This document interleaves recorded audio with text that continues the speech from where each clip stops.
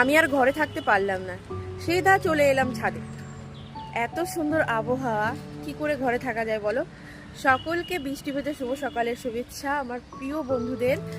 তো দেখতে পাচ্ছ আবহাওয়াটা, বৃষ্টি হয়েছে সারা রাত ধরেই বৃষ্টি হয়েছে, এখনো হালকা হালকা বৃষ্টি পড়ছে। মানে আমি ঘরে থাকতে পারলাম না, ছাদে চলে এসেছি বৃষ্টি উপভোগ করতে।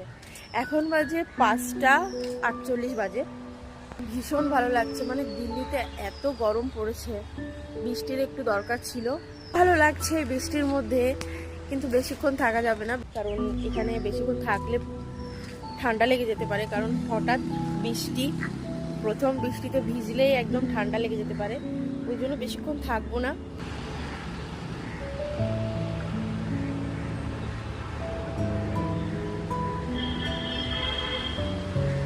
কেবিলের তারের গায়ে দিয়ে ফোঁটায় ফোঁটায় জল রয়েছে। বৃষ্টিটা হয়ে যেন গাছগুলো স্বস্তি পেয়েছে।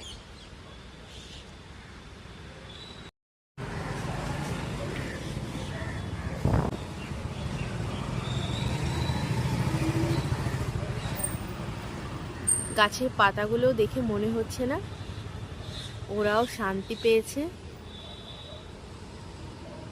চলো তাহলে এবার নিচে যাওয়া যাক।